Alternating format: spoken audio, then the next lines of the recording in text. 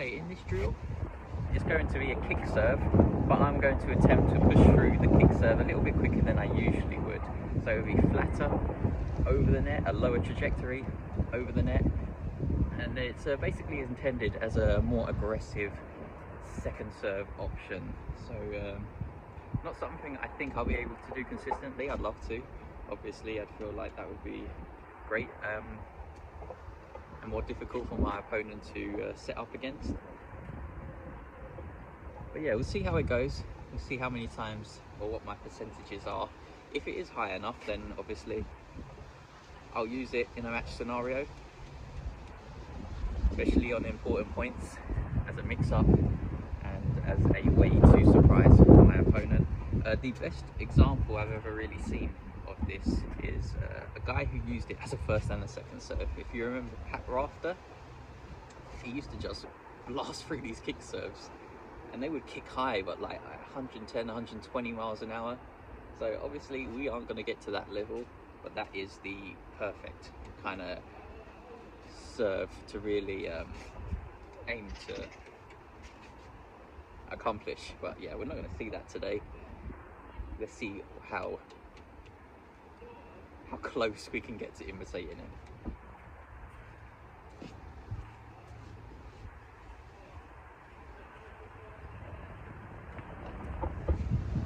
So yeah, the kick serve will go with a flatter trajectory. Let's do it.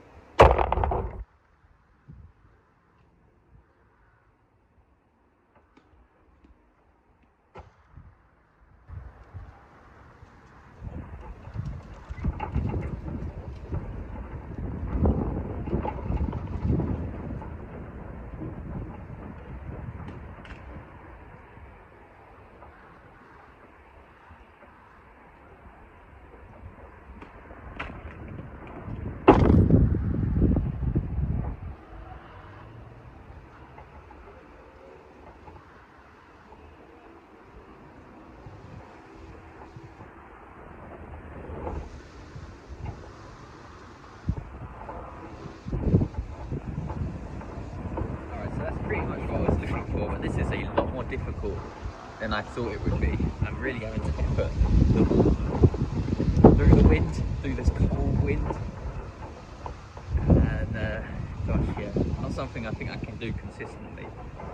I'm definitely going to have a look at some strings that's going to give me a higher launch angle, but with the same feel and length control, so I don't lose that. I just need a little bit of help in terms of not having to effort this ball over the net as much as I am. I mean, look at all the balls in the net.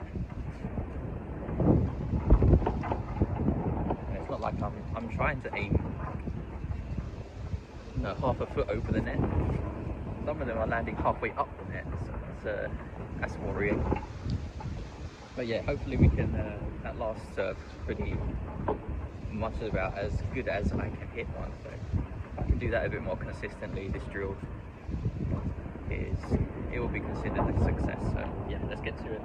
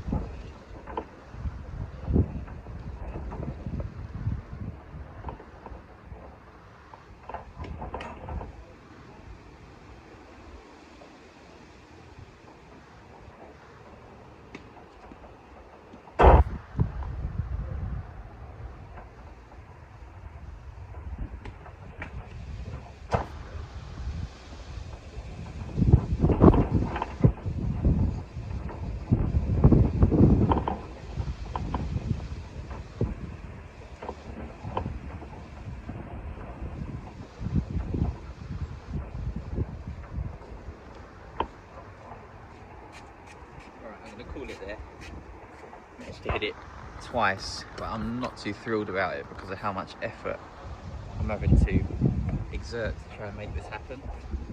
It's too much. It's not something I can do consistently unless I want to burn myself out by the half-hour mark during a match. Not an option. I can maybe do it for, well, I'll just throw it in as a surprise every now and then, but definitely not a consistent second serve at the moment. My lack of height control is really an issue. I need an easier way to clear that net, or I could try and, like I said, increase the height control so I don't have to focus so much on clearing the net low and just focus on hitting my targets, just focus on getting the ball through the court a little bit quicker than I would usually hit the kick serve. We could do stuff like increase the twist weight, but I'm not going to do that with this racket. I think it might be an option really to weight it up at 3 and 9, but I don't like modifying it with weight. If I have to, I will at some point, but you know, it increases length control, decreases length control, it increases shot speed, and it kind of changes the way you have to play. So I would I think even change a racket or change a string, it's going to obviously alter the characteristics and you're going to have to adapt to it anyway, but hey, maybe it's something I will do. But yeah, the lack of height control with this setup is a little bit of a problem with this drill. It means I can't consistently hit those targets with the flatter kick serve without tiring myself out. That will be the drill for now. Get these balls up.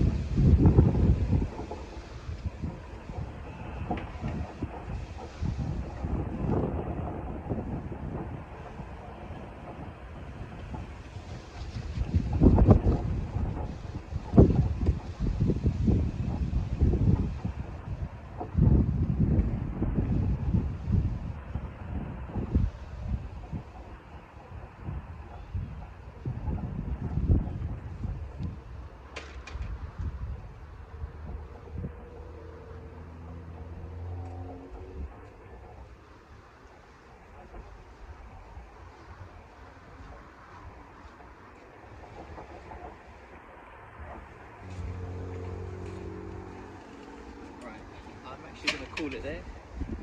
Just the 2 drills today. Conditions are horrible.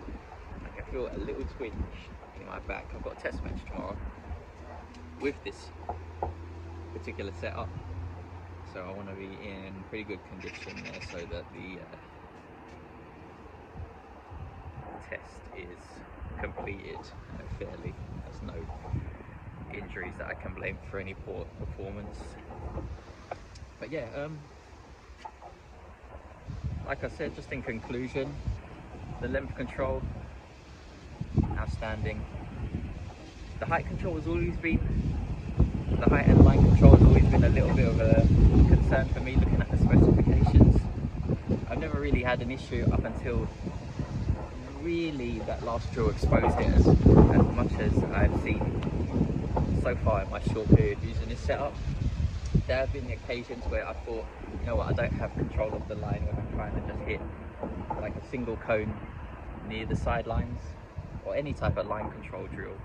I've found myself a little bit frustrated that I can't get the grouping as close to the targets as much as I like, the landing grouping.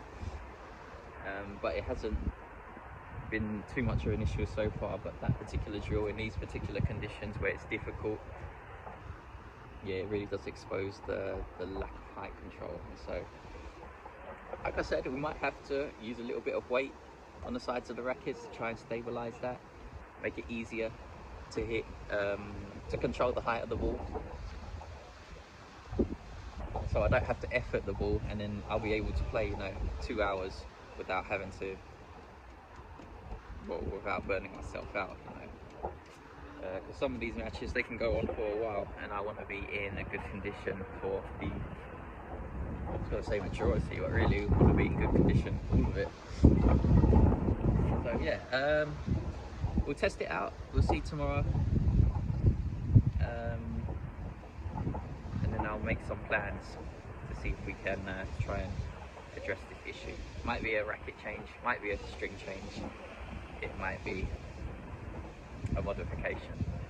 See how I feel. But yeah, cool.